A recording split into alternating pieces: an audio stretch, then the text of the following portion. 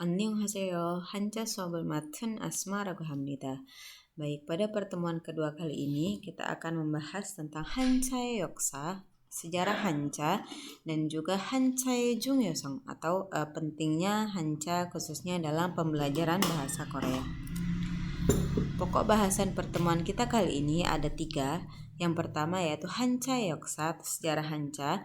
Jadi akan membahas tentang bagaimana sih Hancha itu awal mulanya ada di Korea gitu kan. Lalu penggunaannya itu seperti apa gitu. Lalu yang kedua, Hangugo Hancha의 특징 atau karakteristik Hancha bahasa Korea. Jadi bedanya dengan yang ada dalam bahasa Mandarin dan juga bahasa Jepang itu bedanya seperti apa gitu kan. Lalu yang ketiga, Hancha Gyoyoge Jungyosong atau pentingnya pembelajaran Hancha khususnya ketika kita belajar bahasa Korea. Baik, yang pertama yaitu sejarah Hancha. Jadi Hancha itu sudah cukup lama gitu digunakan dalam bahasa Korea. Maka ketika kita belajar bahasa Korea akan sangat banyak menemukan kosakata yang dia sebenarnya merupakan Hancha. Secara garis besar ada sekitar hampir 60% bahasa Korea, kosakata bahasa Korea itu Hancha gitu kan. Jadi ada sangat banyak ya, lebih dari setengahnya itu bahasa Korea itu terdiri dari Hancha. Makanya ketika belajar bahasa Korea kadang orang Indonesia itu menemui kesulitan karena kenapa Hancha-nya itu sangat banyak gitu, kenapa mirip-mirip dan sebagainya gitu.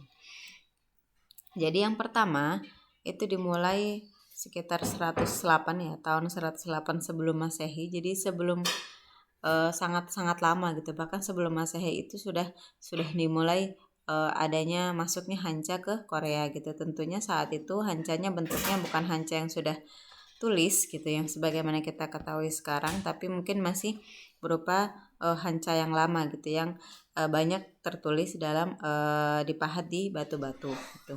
Dan saat itu Hanguk Jungkook Gyoryu Shijak gitu. Jadi mulainya pertukaran antara Korea dengan Cina gitu. Dan di sini diawali dengan didirikannya Han Sagun. Di sini Han Sagun kalau lihat Hancanya ya, Han ini dia Hanguk Korea. Nanti akan beda dengan Han-nya Cina gitu. Jadi karena di Cina juga Han, suku Han, itu Han-nya nanti berbeda gitu. Lalu yang Hancha kedua ini Sa atau 4. Dan Gun di sini itu daerah. Jadi kayak mungkin semacam kecamatan, kabupaten seperti itu. Jadi dibentuknya 4 daerah gitu kan di Korea yang didirikan oleh Tiongkok gitu, dan dari situ mulai ada masuknya Hancha secara besar-besaran gitu. Jadi kosakatanya tuh mulai banyak diserap di Korea. Selanjutnya saat zaman 3 kerajaan atau Samguk-shide, jadi ada Silla, Baekje gitu kan, lalu ada Goguryeo gitu. Saat itu pada saat Silla Hancha itu sering digunakan untuk di sini ada Gwanjingmyeong. Di sini Gwanjingmyeong itu nama-nama apa ya, kepangkatan para pejabat gitu kan. Itu disebut dengan Gwanjingmyeong, itu biasanya menggunakan Hancha atau Jimyeong. Jimyeong itu Ji itu tempat, Myeong itu nama, jadi nama-nama tempat. Nama kepangkatan pejabat ya, pejabat kerajaan. Dan Jimyeong nama tempat. Jadi nama tempat itu dinamai dengan nama Hancha gitu, dan dituliskan dengan Chajapyogi atau Chajapyogi itu bahasa Korea yang ditulis dengan Hancha gitu. Jadi tulisannya Hancha, tetapi bisa jadi ada bahasa Korea yang di situ. Chajapyogi itu bahasa Korea atau sistem penulisan bahasa Korea menggunakan Hancha. Sini ciri khasnya ada Chajapyogi. Jadi makanya kalau lihat drama-drama zaman dahulu itu pasti tulisannya itu menggunakan Hancha semua gitu, karena pada saat itu ya memang bahasanya bahasa Korea tapi dituliskannya dengan Hancha. Maka itu ada beberapa yang dia berbeda dengan Hancha aslinya dari Tiongkok. Selanjutnya, sebelum Hunmin Jeongeum, jadi sebelum Hangul itu dibuat, ada namanya Chajapyeogi tadi gitu kan. Jadi menggunakan orang Korea itu menggunakan Chajapyeogi gitu untuk menulis, dan tentunya ini tidak semua orang bisa menulis ya. Biasanya oleh orang-orang yang berpendidikan atau keluarga kerajaan, pejabat kerajaan itu bisa menulis Hancha gitu. Tetapi orang biasa biasanya tidak bisa menulis karena memang cukup rumit gitu kan. Jadi menggunakan Chajapyeogi, tetapi sebenarnya ngomongnya itu ngomong Korea gitu. Jadi meskipun tulisannya itu diimpor dari Tiongkok, tetapi ngomongnya itu tetap bahasa Korea. Sama seperti kita sebenarnya, alfabet kita itu impor dari bahasa Latin gitu, A, B, C itu, tetapi ngomongnya kita ngomong bahasa Indonesia. Jadi makanya ada beberapa ciri khas unik gitu kan, Chajapyeogi yang ada di Korea. Dan biasanya untuk Hancha sendiri itu digunakan pada Chusang Jogindan atau kata-kata yang dia abstrak gitu. Jadi sini ada goyunan nammal, itu kata asli bahasa Korea. Jadi seperti mul, bul, terus itu jeep gitu, itu kata asli bahasa Korea gitu. Sedangkan Hancha digunakan di Chusang Jogindan, kata-kata abstrak. Jadi mungkin seperti kata peace, Pyeonghwa, terus itu cuok dan segala macamnya. Nah jadi Chajapyeogi itu lebih ke penulisannya gitu kan, tetapi ya ngomongnya tetap bahasa Korea. Pun ketika ada memang kata-kata yang berasal dari Hancha, tetap diucapkannya menggunakan dengan sistem pengucapan bahasa Korea. Lalu setelah Hunmin Jeongeum atau Hangul itu dibuat gitu, jadi kan salah satu latar belakang kenapa Hangul itu dibuat adalah karena memang Hancha itu sulit diikuti oleh masyarakat, terutama masyarakat menengah ke bawah gitu kan, sehingga Raja Sejong berinisiatif untuk membentuk aksara yang memang sesuai dengan orang Korea, dengan sistem bunyi bahasa Korea gitu. Dan bahkan setelah Hangul itu dibuat atau Hunmin Jeongeum itu dibuat, Hancha itu tetap masih digunakan gitu. Salah satunya untuk tulisan Munoegel, itu dia tulisannya. Jadi untuk bahasa tulis gitu kan, itu masih digunakan Hancha gitu. Untuk bahasa lisan gitu atau bahasa sehari-hari mungkin masih mungkin sudah menggunakan Hangul gitu, tetapi untuk bahasa tulisan, bahasa resmi, dokumen kerajaan atau pengumuman itu tetap menggunakan Hancha gitu. Jadi sampai abad ke-19 gitu kan, sampai abad ke-9 tahun 1800-an itu Hancha itu masih sangat sering ditemukan gitu. Jadi digunakan sampai akhir abad ke-19. Jadi sampai penjajahan Jepang itu sebelum penjajahan Jepang ya gitu, saat mulai ada perang antara Korea dengan Jepang gitu, itu Hancha masih digunakan. Lalu setelah abad ke-19 ini penandanya itu Gehwagi. Gehwagi itu semacam enlightenment atau masa pencerahan di Korea gitu kan. Masa pencerahan di Korea Selatan gitu. Jadi Joseon yang mulai beranjak menjadi negara modern yang kita ketahui sekarang gitu, itu disebut dengan Gehwagi. Dan di saat Gehwagi ini mulai banyak perubahan ya yang muncul dalam bahasa Korea, salah satunya dengan penggunaan Hangul dan juga dengan penggunaan Hancha. Dan saat Gehwagi mulai banyak pertukaran dengan dunia luar, maka Hancha itu sering digunakan untuk istilah-istilah profesional.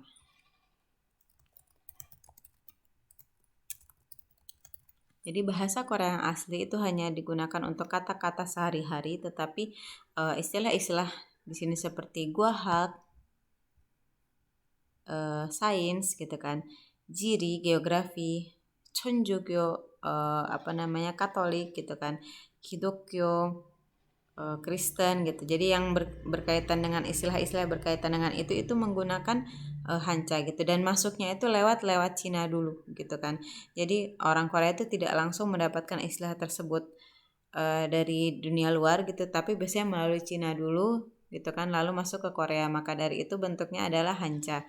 Ada juga yang dia lewat Jepang lalu masuk ke Korea. Jadi dari Cina dulu mampir ke Jepang lalu baru masuk ke Korea. Itu karakteristik Hancha-nya juga berbeda gitu. Nah, jadi ada sangat banyak istilah-istilah profesional, istilah khusus yang dia menggunakan Hancha bahkan sampai sekarang gitu. Dan itu masih dituliskan dengan tulisan Hancha. Lalu sekarang Hancha itu biasanya ditulis dengan Hangul.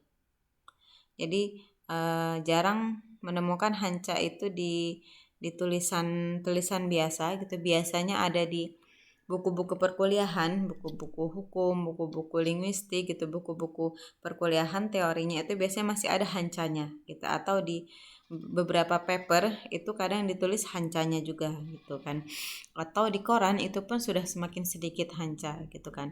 Tetapi karena pengucapannya penulisan dengan Hangul kadang terjadi kerancuan makna di situ gitu kan. Jadi sampai sekarang ini kosakata Hancha itu sekitar 56%, hampir 60% gitu kan. Jadi Hancha itu masih digunakan sampai sekarang gitu, tetapi ditulisnya dengan Hangul. Sebelumnya masih dituliskan dengan Hancha gitu. Mungkin karena ribet dan Hangul itu bisa merepresentasikan Hancha, maka sekarang ditulisnya dengan Hancha. Dengan Hangul. Selanjutnya, karakteristik Hancha bahasa Korea ada 1, 2, 3, 4, 5.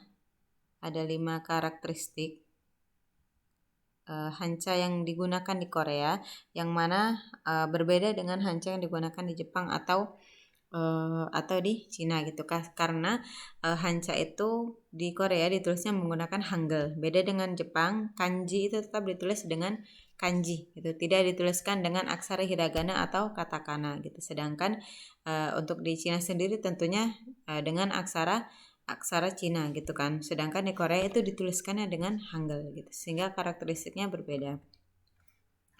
Oke, yang pertama, Hancha itu ciri khasnya adalah tionan joryok. Joryok di sini itu kemampuan pembentukan kata.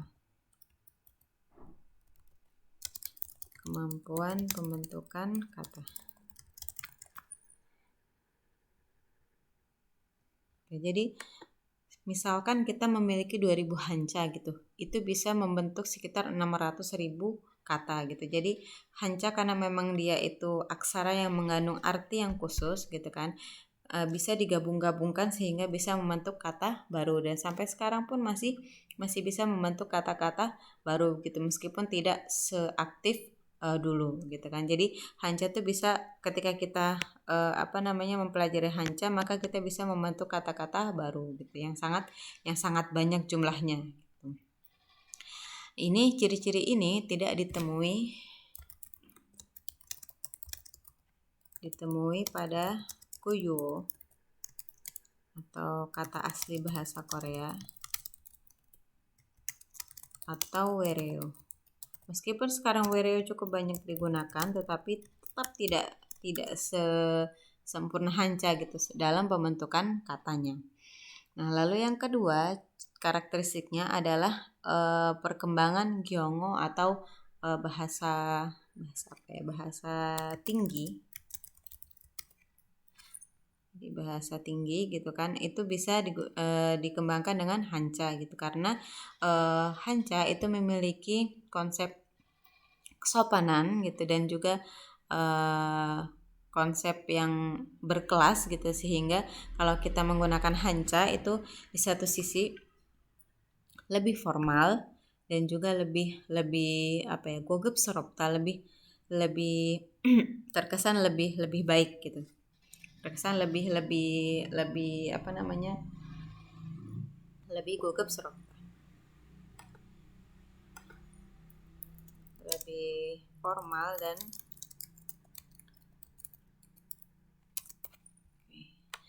lalu untuk ciri khas yang ketiga yaitu genyomo atau bahasa konsep.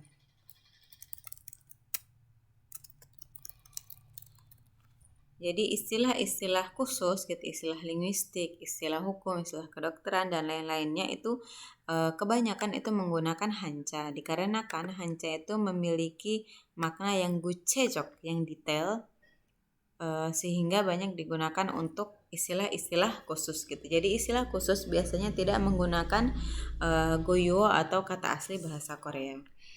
Lalu yang keempat, ciri khasnya adalah chungyap. Jadi hancha itu salah satu kemampuannya itu bisa membentuk singkatan-singkatan yang cukup mudah gitu. Karena satu kata itu pasti memiliki arti gitu, sehingga ketika ada yang disingkat itu tidak masalah. Contohnya Hannam de Hakyo, itu hakyonya itu dihilangkan hanya menjadi Hannam de. Di sini orang sudah tahu itu maksudnya de Hakyo. Gitu. Atau Nodong Jongap Chongyonmeng gitu. Jadi perserikatan buruh gitu, perserikatan pekerja itu disingkat hanya no dengan chung saja gitu. Jadi bisa diambil yang intinya saja untuk dibikin singkatan gitu kan. Nah, lalu ciri khas yang kelima, hancha dalam bahasa Korea itu sangat banyak homofon dan makna yang serupa gitu. Dong itu dia homofon, bunyinya sama. Dong homofon, bunyi sama, makna berbeda. Jadi karena hancha dalam bahasa Korea itu ditulis dalam Hangul, maka kemungkinan suatu kata itu bunyinya itu sama itu akan sangat banyak gitu. Contohnya di sini ada guago dengan guago gitu. Jadi tulisannya sama dengan Hangul gitu.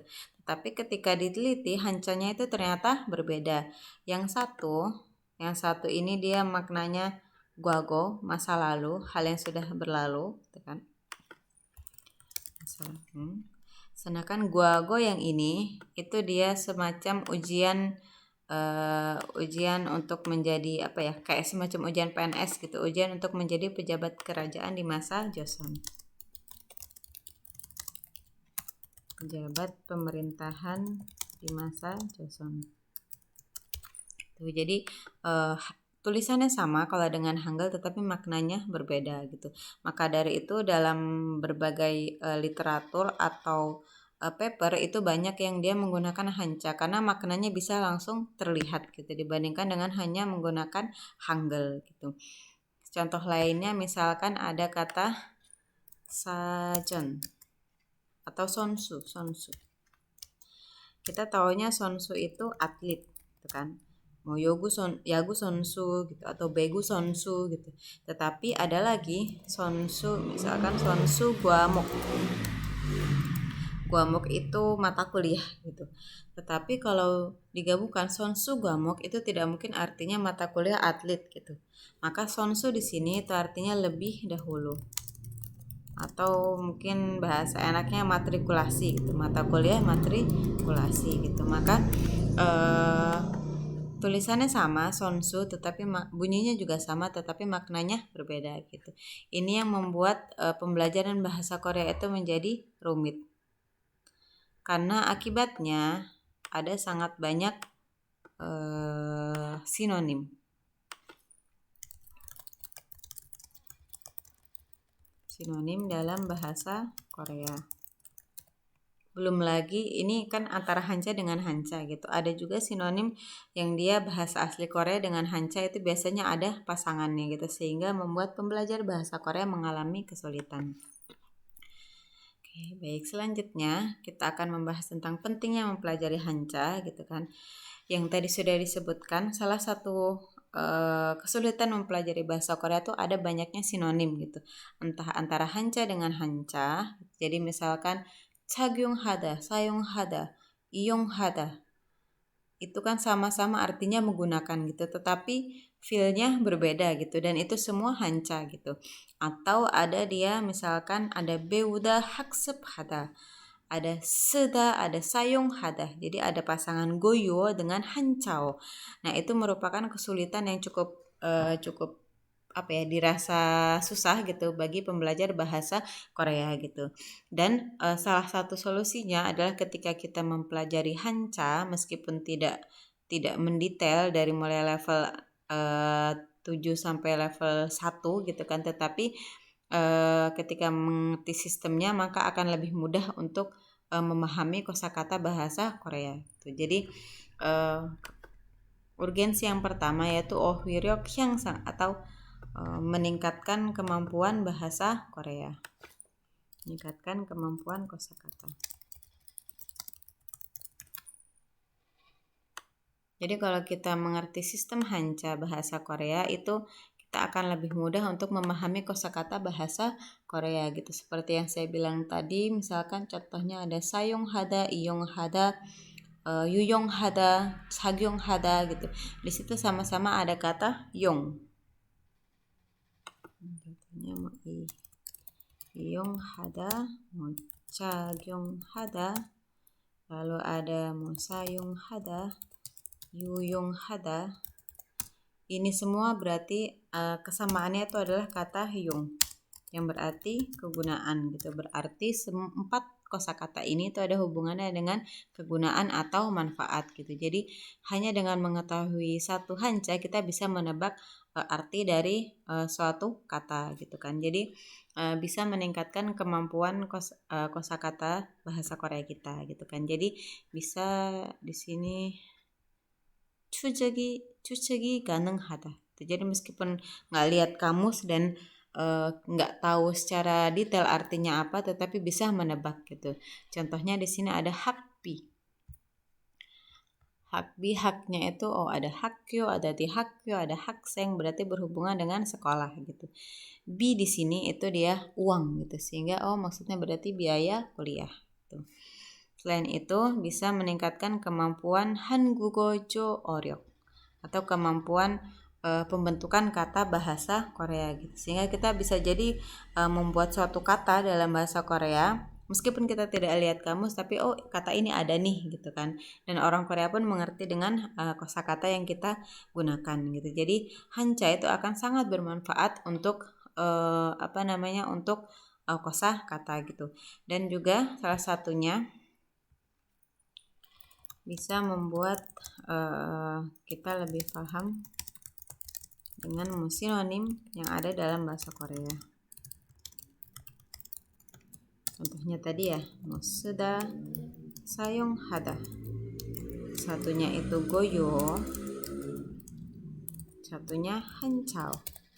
Atau tadi ada muson, ada sayong hada,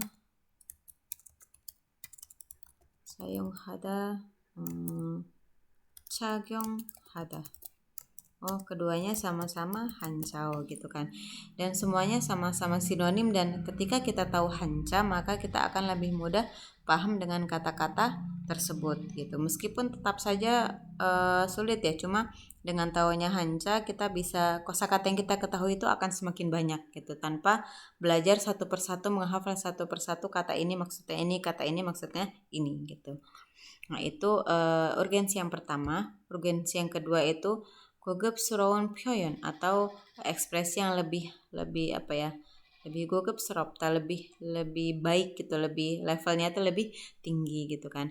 Jadi karena hanca itu biasanya digunakan di bahasa profesional atau kata-kata yang sifatnya abstrak gitu, maka ketika kita pakai hanca itu akan lebih kemampuan bahasa Korea kita akan semakin terlihat lebih levelnya tuh lebih tinggi gitu. Dan juga di tempat-tempat umum atau dokumen-dokumen resmi itu biasanya semuanya menggunakan hanca gitu, bukan menggunakan goyo gitu. Salah satunya di sini ada kata beuda, ini goyo atau kata asli bahasa Korea. Hancanya tuh haksep hada. Jadi sama-sama belajar gitu. Tapi kalau pakai kata haksep itu biasanya di dokumen-dokumen pakai katanya haksep gitu, bukan beuda gitu. Jadi kalau kita pakai hanca bisa membuat kalimat bahasa Korea yang levelnya lebih tinggi gitu. Selain itu, pada hanca itu ada munbob chokin yoso. Ini itu jadi ada unsur-unsur tata bahasa yang ada dalam hanca. Contohnya itu jopsa, imbuhan. Imbuhan itu banyak yang dia berasal dari hanca. Contohnya ada kata misalkan ge, san, ki. Lalu ada misalkan se, tak, ki. Jadi di sini kesamaannya itu ada pada kata gi. Sini ya kesamaannya itu ada pada kata gi gitu. Yang mana artinya itu gigi atau mesin. Gi di sini artinya maaf.